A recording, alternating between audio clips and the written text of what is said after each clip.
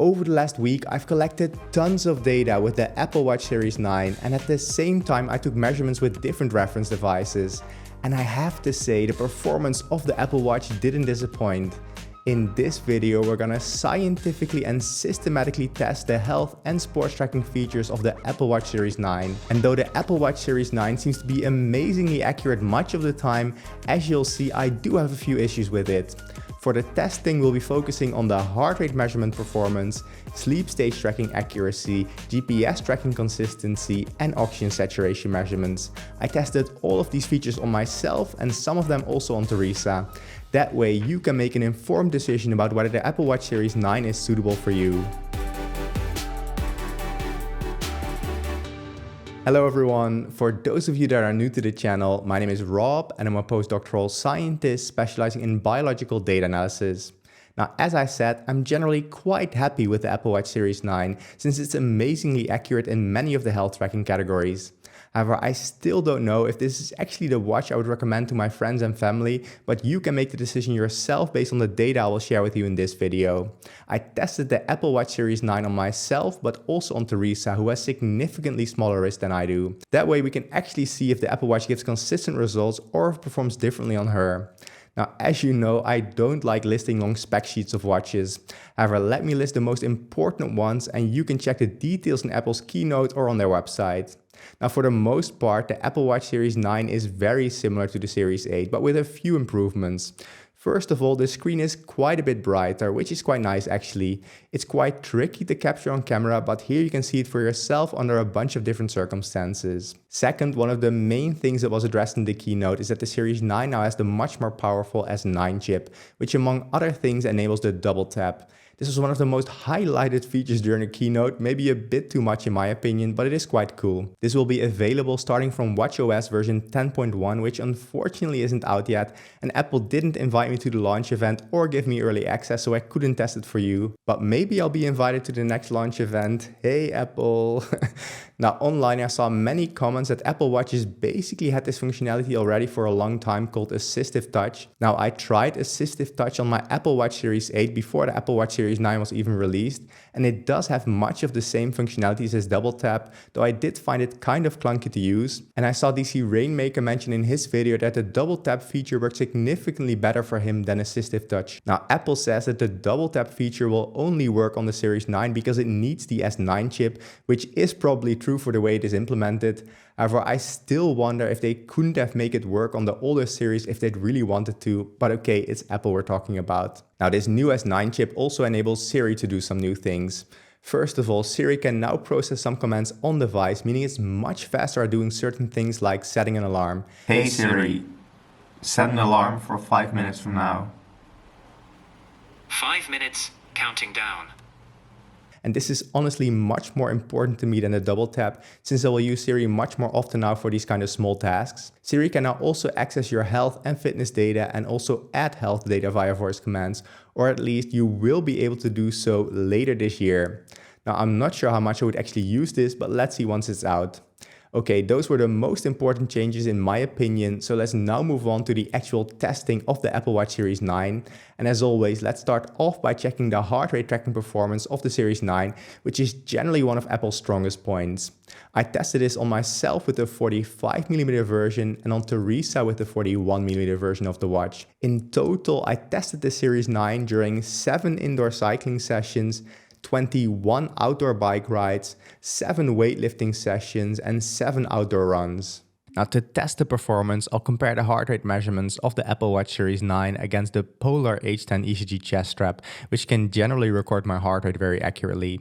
And we'll start by looking at one of the easiest exercises for a watch to track, cycling indoors.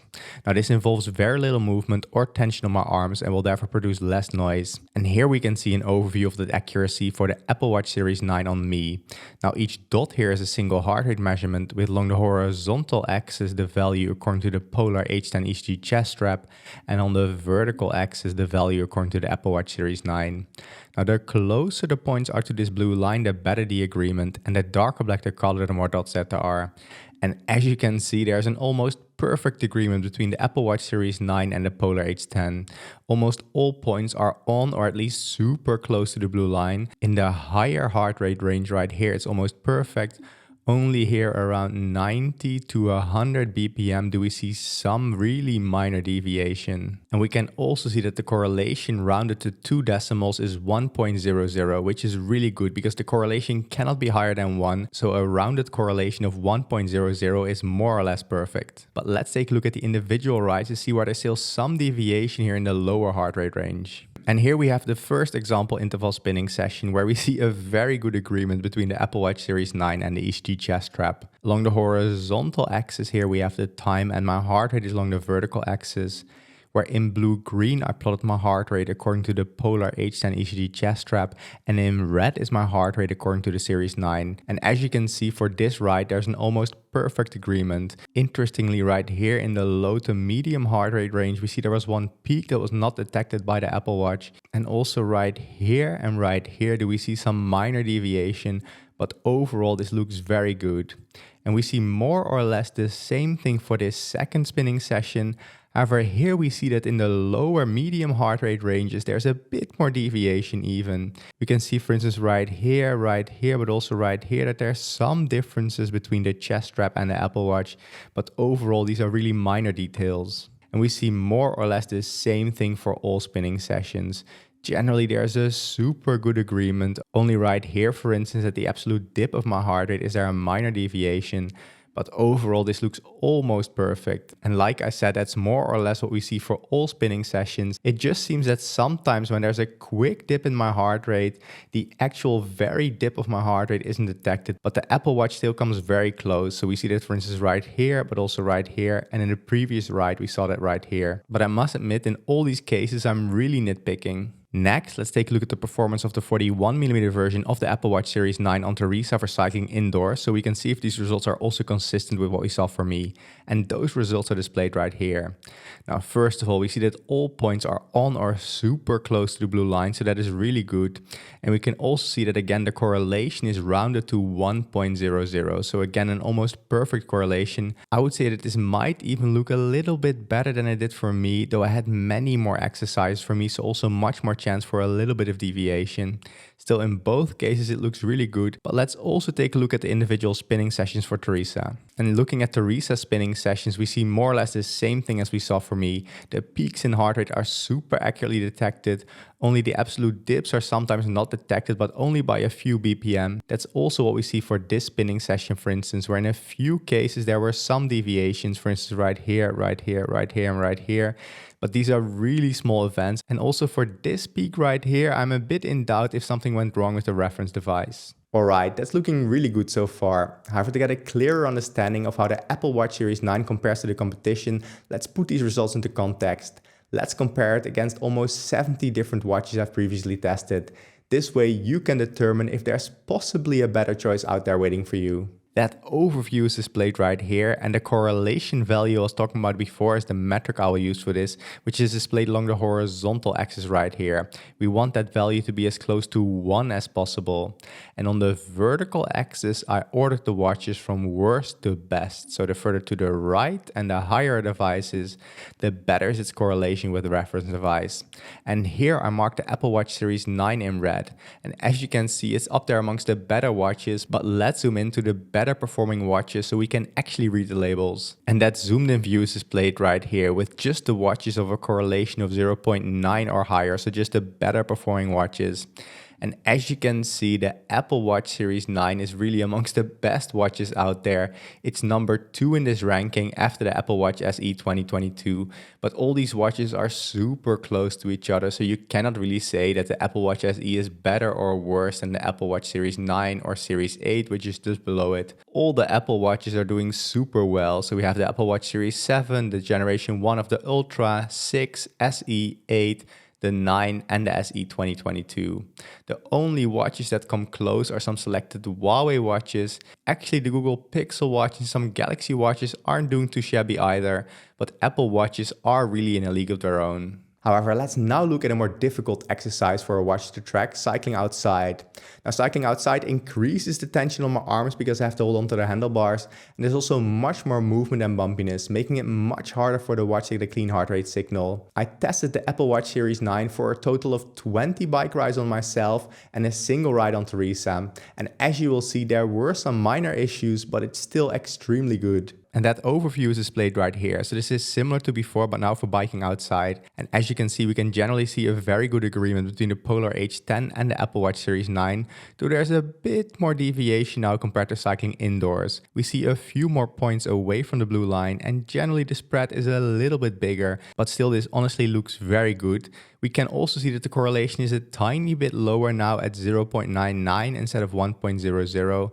Still, compared to other watches, this is good. And interestingly, we again see that in the higher heart rate range, the points are super close to the blue line, whereas in the medium heart rate range right here, there's a little bit more deviation. Still, overall, this isn't bad, but let's take a look at the individual bike rides to see if we can explain why in the medium to low heart rate range, there's a few more points away from the blue line. And here we have the first example bike ride I wanted to share with you, with again the reference in blue-green and the Apple Watch Series 9 in red. And again, we see a super good agreement between the Polar H10 and the Apple Watch Series 9, but also similar to what we saw for cycling indoors. Sometimes there's a quick dip in my heart rate, and this is not always fully detected by the Apple Watch Series 9. We also see that right here, for instance, where there are a few dips in my heart rate that do not fully match with the reference device, but this is really minor. There's a bit more deviation right here. Still, overall, no other watch does as well as the Apple Watch. And that's more or less what we see for all bike rides. There's generally a very good agreement, but sometimes the signal of the Apple Watch seems just slightly smoothed out, which means that sometimes these dips in my heart rate are not detected. But we can also see right here and right here, for instance, that also some of the peaks in my heart rate seem to be smoothed a little bit. Still, overall, this is super minor. And like I said, this is basically what we see for all bike rides. Also right here, and right here do we see a similar phenomenon. Though interestingly, for this ride, the timestamps seem to have shifted a little bit sometimes. So this is more likely a technical issue and not an actual issue of the Apple Watch. However, let's again look at Teresa's results to see if these were similar, and those are displayed right here. Now, Teresa only did a single bike ride, but we can see that all points are close to or on the blue line. I still get the impression that in the higher heart rate range, the results are a little bit better, though it's difficult to see here. We can also see that for Teresa, the correlation is 1.00, so the same as we had for cycling indoors, so this looks very good. And looking at Teresa's bike ride, the patterns look very familiar. We see generally a super good agreement, but some of these quick peaks and dips are not fully captured, though again, these are really small details. Now let's again put these results into context by comparing them against the results for many of the other watches I've tested in the past. However, first a quick side note. If you're interested in the latest updates on the wearables I'm testing, I'm planning to start back up with my newsletter and posting more off-the-cuff things on my Instagram and my YouTube Shorts channel. So if you're interested in any of those are linked below. And of course, you would also make me really happy and it would help my efforts if you subscribe to this channel, like and comment. But of course, this is totally up to you. Now, enough self-promotion. Let's compare the Apple Watch Series 9 to many of the other watches out there. And you can see that in this overview plot right here, where again, the more to the top right the device is, the better is its performance. And similar to before, the Apple Watch Series 9 is marked in red. And as you can see, it's again the number 2 out of all the rankings, but all the other Apple Watches are also super close to it. But again, let's zoom in again so we can actually read the labels. And that is displayed right here. So these are just the watches with a correlation of 0.7 or higher. And as you can see, the Apple Watch Series 9 is super close to the Apple Watch Series 7, the Apple Watch SE, the Ultra and the 8. So all these Apple Watches are doing super well, but it also means that in my opinion, there's no real reason to upgrade from, for instance, the Apple Watch Series 7 to Series 9 if you just care about heart rate tracking. If you care about some of the smartwatch functionalities and the double tap, then maybe you want to switch.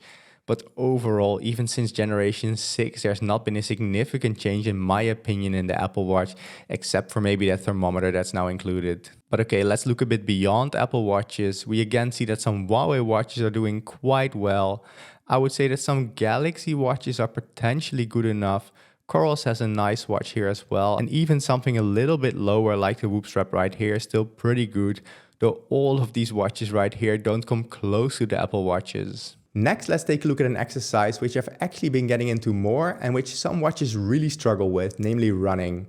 Now, I'm not a very consistent runner, but I was able to do 5 runs and Teresa did 2. Again, this is the type of overview plot you're familiar with by now. And as you can see, again, most points are on or close to the blue line, meaning that most measurements taken by the Apple Watch Series 9 agreed very well with the Polar H10 ECG chest strap. And also again, here the correlation is very high at 0.99.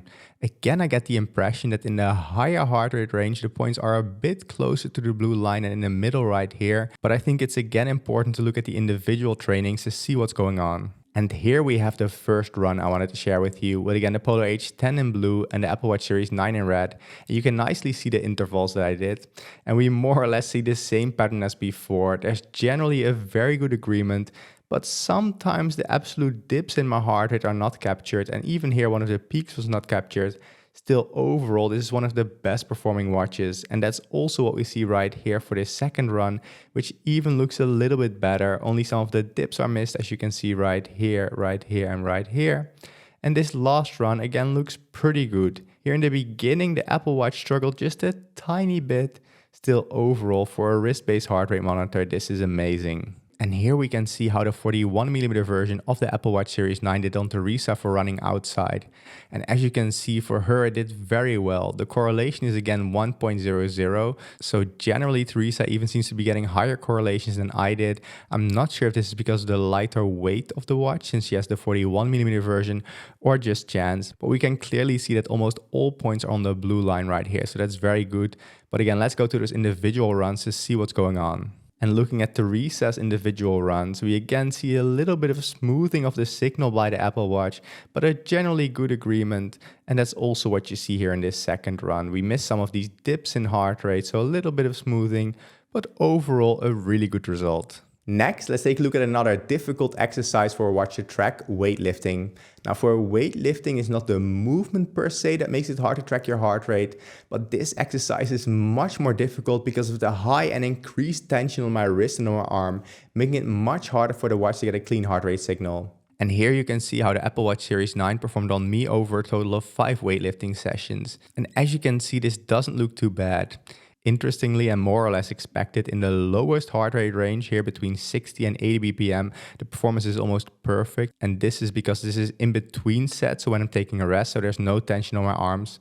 In the higher heart rate ranges, there's a bit more deviation, but overall this is very good, and the correlation is also very high at 0.99. Most watches perform very poorly during weightlifting, and a correlation of 0.99 is exceptional. But it's really important to look at the individual weightlifting sessions right now, because sometimes when the Apple Watch has trouble detecting your heart rate, it just stops recording it. So if there's any doubt, it will just not record it, and you wouldn't be able to see missing values in this plot. So let's take a look. Now here we have the first weightlifting session I wanted to share with you, where you can clearly see the peaks in my heart rate according to the Polar H10. And luckily most of these are captured quite nicely by the Apple Watch. It isn't perfect, but I was training upper body, and for upper body this looks quite good. Now this second weightlifting session I wanted to share with you actually had a lot of leg exercises in it. And as you can see, this was quite easy for the Apple Watch. Now for the last 2 examples I wanted to share with you, I again did upper body. And as you can see here, also the Apple Watch did quite well. It struggled a little bit right here in the beginning, but overall it's really good. And also this last session, it did quite well. Compared to most other watches, this is amazing. And it honestly even does a little bit better compared to what I've seen before for Apple Watches, where often they tended to miss the peaks in my heart rate. So it would know it had difficulty recording a heart rate during a set, and it wouldn't give you a false result, but it would just shut off and not report a heart rate. And in this case, in most cases, a heart rate was detected. So that's quite nice, though it could just be by chance. And luckily, again, the performance of the Apple Watch Series 9 on Teresa for weightlifting is basically the same as it was for me for weightlifting. The correlation in this case is actually a bit lower at 0.98, but still very close to my 0.99. And we can see that almost all points for Teresa are close to or on the blue line. Only here in the middle do we see that it sometimes detected a too high heart rate, which is interesting because most watches tend to detect a too low heart rate. But let's take a look at our weightlifting sessions to see what's going on. Now looking at Teresa's weightlifting sessions, these also look quite good, though potentially a little bit worse than for me. This session right here looks the best out of the two, so generally the Apple Watch was able to pick up on most peaks and dips in her heart rate. This second session right here was potentially a little bit worse, so this was a very short exercise. But you can judge yourself based on the results you've seen on me and on Teresa. So for this weightlifting session and this weightlifting session right here, would this kind of performance be good enough for you to track your heart rate during weightlifting? But let's again compare the performance of the Apple Watch Series 9 to that of many of the other watches I've tested, and that's displayed right here. Again, the further to the top right, the better a device. And as you might have suspected, the Apple Watch Series 9 marked in red right here is one of the top performers again. But like before, let's zoom in so we can actually read the labels. So now I zoomed into just the watches with a correlation of 0.7 or higher, so just some of the better performing watches. And you can see that the Apple Watch Series 9 is the top performer out there. It's even doing a little bit better than the Apple Watch Series 8, the Apple Watch SE 2022 and Apple Watch 6 did before. Though again, I think this is in a normal range of variation, so I don't think we can definitively say that the Apple Watch Series 9 is doing better even than the Apple Watch Series 7. I think all of them are doing more or less the same, though it is interesting to see that the Apple Watch seems to be doing a little bit better even than before. And I also found it interesting that there were relatively few missing peaks. This is an issue Apple had before, so I'm not sure if this is by chance or if there's actually an improvement in either the hardware or the firmware. That means that there's fewer missing peaks during weightlifting. Overall, I'm honestly really satisfied with the heart rate tracking performance of the Apple Watch Series 9. Apple has developed the best heart rate tracker on the wrist, at least out of all watches I've tested, though I don't think there's been a significant improvement compared to the last generation. But since the Apple Watch is still the best performer out there, I would give the heart rate tracking performance 5 out of 5 stars. Let's now dive into a feature that is super important and was missing from my initial review, sleep stage tracking. The Apple Watch tracks your 4 major sleep stages: light sleep, deep sleep, REM sleep, and awake time if we count the latter as a sleep stage, though Apple for some reason renames light sleep as core sleep. And as regular viewers will know, I usually use an EEG device called the Dream 2 as my reference device for sleep stage tracking. However, unfortunately, Dream recently went bankrupt and the company that acquired them seems to have killed the consumer support for the headband completely, so my 3 Dream headbands just became useless. So I switched to a scientific EEG device called the Z-Max, which can also measure my brain waves and which we will use in combination with some software a very talented PhD student wrote to get a measurement of my sleep stages. He actually recently released a preprint paper where you can see how well it performed on me compared to the gold standard for more than 40 nights, and I'll link that below. So I'll be using the Z-Max in the near future to test the sleep stage tracking of watches, and I tested the Apple Watch Series 9 for a total of 5 nights. Now I did notice one major limitation with this setup, which I'll show you in a second, but for now, let's get to it. And here you can see an overview of the sleep test results. Now on top are the sleep stages as recorded by the Z-Max EEG device, and on the left are the sleep stages as recorded by the Apple Watch Series 9. Now each column here sums to 100%, meaning that we can see what percentage of each of the sleep stages according to the Z-Max was predicted as each sleep stage by the Series 9. And if they perfectly agree, all values on the diagonal should be 100%. Now, first of all, we see that about 91% or 90% of what the EEG device detected as being deep sleep was also detected as deep sleep by the Apple Watch Series 9, so that's very good. If it did classify deep sleep differently, it was classified as light sleep instead, but 91% is looking pretty good. Now, looking at the individual nights will help us understand it even better, and here we can see the first night I wanted to share with you. On top, we have the sleep stages as recorded by the Z-Max EEG headband, with along the horizontal axis the clock time and my sleep stages on the vertical axis. And on the bottom we have a similar plot, but now for the Apple Watch. And right here I marked the deep sleep as recorded by the EEG device in purple. And as you can see, there's a quite good agreement between the EEG device and the Apple Watch. The first part overlaps almost perfectly, but the Apple Watch did miss this shorter deep sleep segment right here. Now for this second night, we see similar agreement. There was basically one deep sleep segment right here and maybe some minor deep sleep later on, but the major segment agrees very well between the Apple Watch and the EEG device. And that's more or less what we see for all nights, also for this night right here, where according to the reference device, I had 3 deep sleep segments and all were detected almost perfectly by the Apple Watch, though it did detect this extra deep sleep segment right here. Also for this night, we see an almost perfect agreement, though it did detect a bit more deep sleep. And also for this final night I wanted to share with you, we see a pretty good agreement between the Z Max and the Apple Watch. But before we move on to the other sleep stages, I should mention the main issue I have with this EEG device, and that's the fact that it detects so many of these short awake moments or disturbances.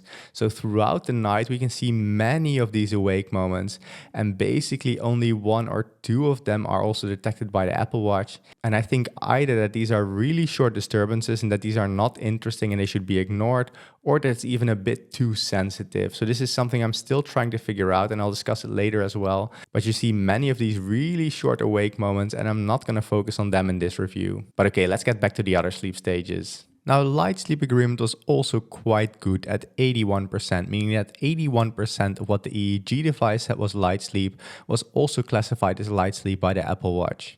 If there was any disagreement, this was mostly with REM sleep at about 10%. Now, REM sleep agreement was also pretty decent at 77%, and most disagreement in this case was with light sleep at about 15%. Now, for REM sleep, it's especially important to look at the individual nights because we also want to be able to see our sleep cycles. And here I marked the REM sleep as detected by the EEG device in red. And as you can see, there's generally a pretty good agreement between the EEG device and the Apple Watch. The first 4 REM sleep segments are also clearly detected by the Apple Watch, though here when I was intermittently awake and in REM sleep, the Apple Watch wasn't able to detect this and it mostly detected awake time. Now for this second example night, it even looks a little bit better, where all of the REM sleep segments that were detected by the EEG device were also detected by the Apple Watch, just the duration of them was a bit different. Now this also means that I can see my sleep cycles based on just the data from the Apple Watch. Now you go through roughly 4 to 6 sleep cycles each night, each one starting with light sleep and deep sleep marked here in blue, and each one ending in REM sleep marked here in red. And as you can see, I likely had 1, 2, 3, 4, 5 complete sleep cycles this night, and we can see all of them based on just the data from the Apple Watch, and that's pretty good. Many devices struggle with this, and that's also true for the night we were just looking at. So here I likely had 1, 2, 3, 4, 5 complete sleep cycles as well. Now the Apple Watch is able to detect 4 out of 5 of these, though this last one it wouldn't be able to detect completely. Still, overall this is a good sleep cycle performance. Now, at its surface, the awake time detection doesn't look very good at about 44%. So 44% of what the EEG device said was awake time was also detected as awake time by the Apple Watch. But this is quite deceiving, I believe, because the EEG device tends to detect a lot of these short awake moments and these short disturbances. And to start off with, I think that most smartwatches and other devices would not be trained to pick up on these. And second, I do think that the reference device overestimates these a bit. I think that some of these were not actually awake moments looking at some of the data, and I think the algorithm should be tweaked a bit to reduce this. But I'll talk with the PhD student who developed the algorithm to see if these are actual awake moments or if he also believes that these are overestimated and if we can tweak the algorithm a bit. For now, I won't put too much faith in all these awake moments detected by the EEG device, because I think even if they're real, many of them are irrelevant because they're super short disturbances. But still, if we look at the percentages, as I said, we see that 44% of the awake moments agree, but we also see that about 33% of what the EEG device detected as awake time was detected as light sleep instead by the Apple Watch, and even 20% was detected as REM sleep instead. And here I marked all the awake moments as detected by the EEG device in green. So as I mentioned, I really don't want to go into these short awake moments. Let's mainly focus on the bit longer awake moments. So for instance, right here we saw some longer awake moments, and many of them are also detected by the Apple Watch. Also right here, the Apple Watch detected a longer stretch of awake time, whereas the EEG device said it was more intermittent with light sleep. And here near the end, when the EEG device said I had some awake moments, the Apple Watch didn't detect it. Still, for this night, it appears that the longest awake moments were detected by the Apple Watch. Now, this night I found quite interesting to look at. So we see many awake moments according to the EEG device, though again, the shorter ones I would ignore. Still, generally, some of them match quite well with the Apple Watch. So for instance, this longer awake moment matches quite well. Also near the end of the night, when I was more or less awake already, there's also quite a good agreement between the Apple Watch and the EEG device. And also even this shorter awake moment was also detected by the Apple Watch. Still, overall, I think the EEG device is overestimating my awake moments, so I find it difficult to draw any definitive conclusions. Still, let's look at one more night, which is this one right here, where we see some of the awake moments do match between the EEG device and the Apple Watch, for instance, right here and right here. And also this longer awake moment is detected by both the Apple Watch and the EEG device. Though on the other hand, some longer awake moments like those right here are not detected by the Apple Watch. I'm not sure if the Apple Watch is at fault here or the reference device, but for now I'll mostly be focusing on deep sleep, light sleep and REM sleep, because also when I looked at other watches and compared them to the Z Max, I saw that the Z Max always estimates more awake time. Now these might be true very short disturbances, but I wouldn't call them awake moments. But I'll keep you updated over the next weeks as I figure this out. For now, let's focus on the actual sleep stages, so deep sleep, light sleep and REM sleep. So I'm really happy with the performance of the Apple Watch Series 9 when it comes to sleep stage tracking, but that honestly goes for all Apple Watches running a recent version of iOS. Now to show you how the Apple Watch Series 9 performs compared to other watches, let's put these results into perspective. Now this graph right here shows you an overview of the agreement of different watches with different EEG and PSG reference devices. Now along the horizontal axis we have the average agreement over the individual sleep stages, and on the vertical axis, we have the agreement of the worst sleep stage. Now, the better the agreement, the more to the top right the device is. Now, first of all, I have to admit this overview is slightly complicated and also not ideal because I use different reference devices for different watches. So the ones not marked with a color are the ones tested against the Dream 2 EEG headband, so my main reference. The watches marked in blue were tested against the polysomnography device, so the gold standard in sleep stage tracking, so the most reliable reference. And the watches marked in green were tested against the Z Max, so similar to what we did for the Apple Watch today. Now the overall patterns we see are more or less the same independent of what reference we used. So we can see that the first generation of the Ultra did best, followed by the Oura Ring 3, and the Huawei watches didn't do that great. And we see more or less the same thing right here. So we have the Apple Watch Ultra and the Apple Watch 8 doing a little bit better than the Oura Rings. And we can also see that based on the Dream 2 results, the Apple Watches are best, followed by the Oura Rings, and the Huawei watches are worse. So based on all these reference devices, I would draw more or less the same conclusion, though it does highlight that there's a difference between them. And there's one last important big difference that I should note, namely the fact that for the Z Max comparison, so the ones marked in green, I ignored the awake sleep stage. So in doing the calculations, I just took the percentages from deep sleep, light sleep, and REM sleep, and I ignored the awake time. So that's why it now actually says average of 3 or 4 stages right here, because I just cannot trust the awake moments of the Z Max at the moment, but I still wanted to give you an overview and an idea of how the Apple Watch performed. And if we now plot the Apple Watch Series 9 in the same plot, we see it's also doing rather well.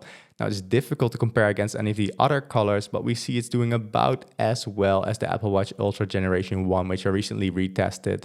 It's a little bit better potentially than the Oura Ring and a lot better than the Huawei Watch GT4. But I don't think that Apple actually changed the algorithm going from Generation 8 to Generation 9. So I think it's doing about the same as, for instance, the Apple Watch Ultra, the Apple Watch Series 8, even the Apple Watch 7. All Apple Watches are good sleep trackers, and the Apple Watch Series 9 is no exception. We generally see the same patterns, namely that Apple Watches perform very well. So we see both based on the Z Max, based on the PSG reference, and based on the Dream reference, that Apple Watches are always towards the top right. Now, other good devices include, for instance, the Oura Ring, Whoop straps, the Withings Sleep Analyzer, some Fitbit devices. So there's definitely other good options out there. Also, the H-Sleep Pod 3 seems to be doing rather well, but still, based on all these results, my inclination is to think that Apple Watches are outperforming all other watches, either by a little or by a lot. Now, as I said, I am really quite happy with the sleep stage tracking performance of the Apple Watch Series 9. Though again, it doesn't seem like there's any improvement compared to the previous generation. Apple is still really the market leader when it comes to sleep stage tracking, though even the Apple Watch still isn't perfect. Therefore, overall, I'd give the sleep stage tracking performance of the Apple Watch Series 9 4.5 out of 5 stars. Next, let's take a look at a feature that is generally dominated by Garmin, but for which Apple Watches have also shown some good performance in the past, namely GPS or location tracking.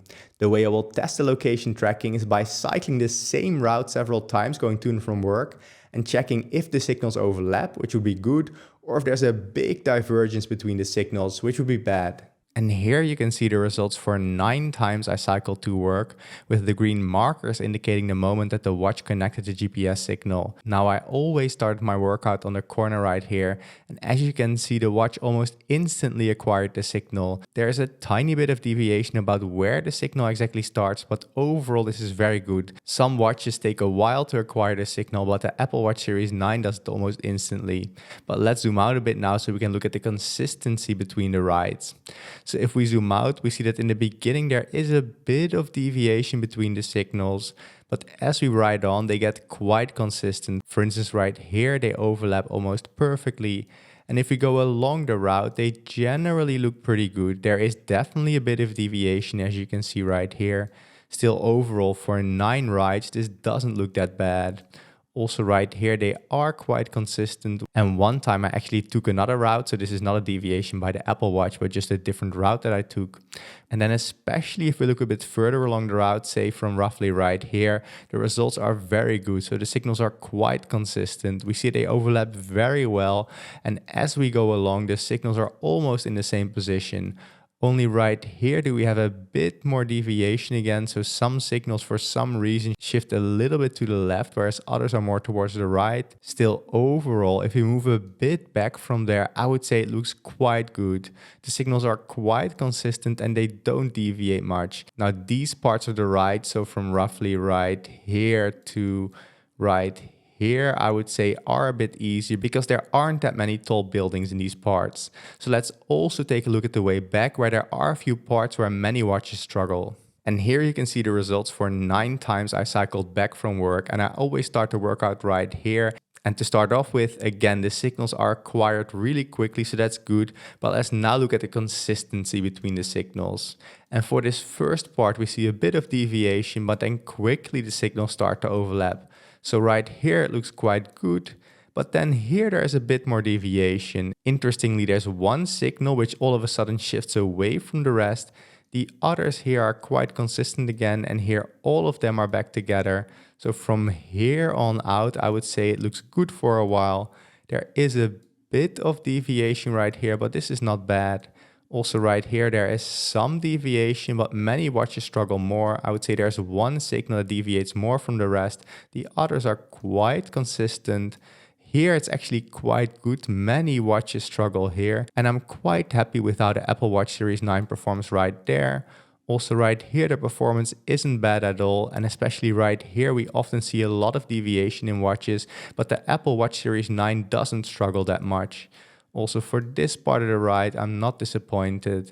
And also right here, it looks quite good. Then for this final part of the ride, we also sometimes see watches struggle. So especially here near the radio station, many watches struggle, and the same is true for the Apple Watch Series 9. Now I honestly don't know if there's more signals coming in and out of here, but we generally see more deviation here.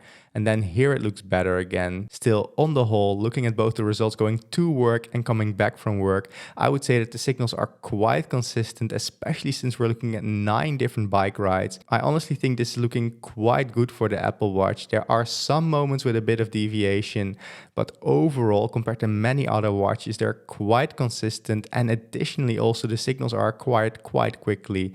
So overall, I'm quite satisfied. So the GPS tracking performance of the Apple Watch Series 9 is quite good, I would say, though I still have to find a way to quantify the performance. Generally still, it looks quite good, and it's amongst the better watches out there for this purpose. Therefore, overall, I'd give the GPS tracking 4 out of 5 stars. But moving on, let's shift our attention to a feature that might help some people uncover a previously unknown sleep disorder.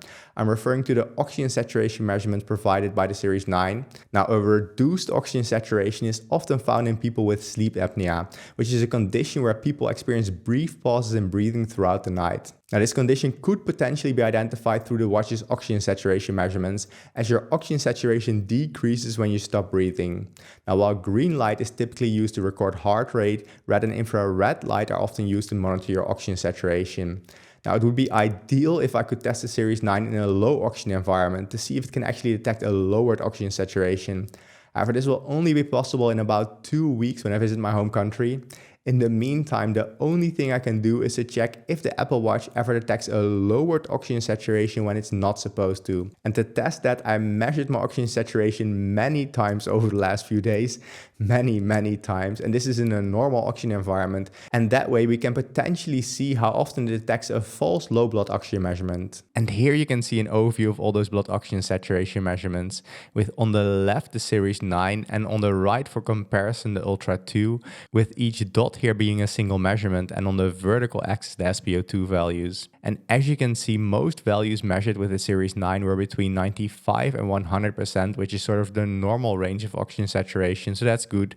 There were a few values below it, so it does appear that the Apple Watch sometimes detected a too low SpO2 value. Now I base this on the fact that I normally shouldn't have these low values. I've measured myself with references many times, and in a normal environment I generally don't fall below 95%. And just to compare, let's take a look at the Ultra 2, and here we do see a few even lower measurements of 89, 90 and 91%, but again still most measurements are in the normal range. This does actually make me wonder now if this is a significant difference, so let's do that calculation. So here you can actually see a little bit of the coding language I use, but let's do two simple tests, a t-test and a non-parametric test, to see if the difference between the two is significant.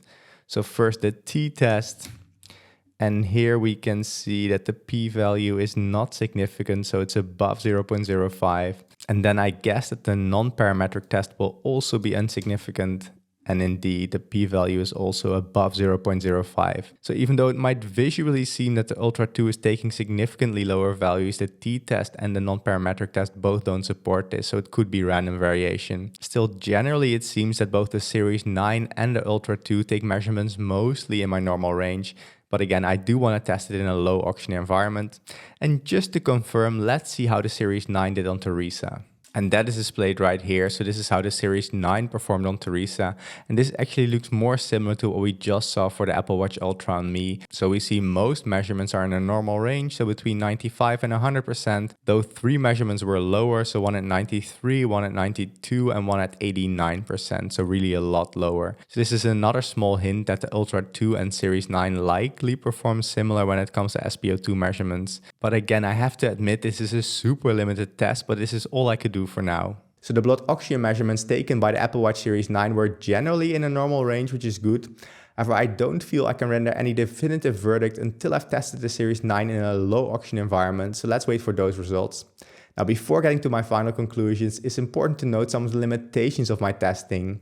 First of all, each test was only done on 1 or 2 people, so I cannot say for sure if all the results generalize to most people. Though I do think that based on my results, the results we saw for Teresa, and based on the reviews from other YouTubers like DC Rainmaker, Desfit, Chase the Summit and Matt Legrand, we can say that Apple Watches are generally some of the most reliable heart rate trackers out there. However, please also check their reviews. Second, even some of my reference devices aren't perfect. I believe they're good enough to show us which watches are generally good and which are generally not so reliable, but the fine details will likely contain quite some noise. Finally, future firmware updates might change the results, as we saw for instance when Apple introduced their current sleep stage tracking algorithm. However, I do believe that the Apple Watch Series 9 is one of the best sports and health trackers out there. Therefore, overall, I'd give the performance of the health and sports tracking of the Series 9 somewhere between 4 to 4.5 out of 5 stars. Now, the Apple Watch is the best heart rate tracker and sleep stage tracker out there out of any device I've tested. When it comes to GPS tracking, it's also pretty good. And though I couldn't test it for the Series 9 in detail, the oxygen saturation measurements on Apple Watches are generally pretty good. However, I have 2 main complaints about the Apple Watch Series 9. First of all, the data presentation in the Apple Health app just isn't as good as the data presentation of, for instance, the Oura Ring and the Whoop Strap. I use the Oura Ring and Whoop Strap every day, and these are my go-to devices for health tracking because I found their app easy to understand and it's very convenient to get a quick impression of my health status and my sleep quality. Apple Health is simply not as good at presenting the data, even though the raw data the Apple Watch provides is better than that of both the Oura Ring and the Whoop Strap. Now, one alternative is to use a third-party app like Athletic, which basically provides the same functionality. That is certainly a way to go, but I would prefer that Apple just supports this natively. And quick side note, I never tested this app, so I cannot say if it's good or bad. And my second issue with the Apple Watch Series 9 is that it performs about the same or maybe even exactly the same as the Apple Watch Series 8.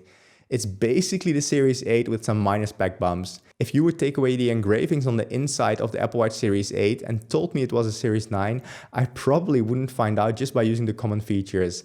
Yes, I wouldn't have to double tap, but otherwise I think most people would be hard pressed to find out. So if a friend or family member would ask me if I would recommend the Apple Watch Series 9, I would say yes for sure. If you want to get the most reliable raw measurements, the Apple Watch Series 9 is an amazing watch. However, if they could get the Series 8 on sale for, let's say, $100 less, I would probably recommend they get that generation, which one of them actually did last week. That being said, if you have the money, the Apple Watch Series 9 is a great choice. If on the other hand you care more about health tracking, the Oura Ring is a good alternative. And if you want both good health and sports tracking, I would recommend the Whoop strap. Now, if you do decide to get an Apple Watch, a Whoop strap, an Oura Ring, another device, or anything at all on Amazon for that matter, even something as small as toilet paper, and at the same time you want to support the channel, there are different affiliate and non-affiliate links in the description below that do not cost you any extra, and some even provide a discount. Now, given that you made it to the end of this video on the Apple Watch Series 9, you might also be interested in my review of the Apple Watch Ultra 2, which you can find right here in a few days after I've released this video. In the meantime, check out this video on my top recommendations for sports and health tracking. Thank you so much for watching and catch you in the next video.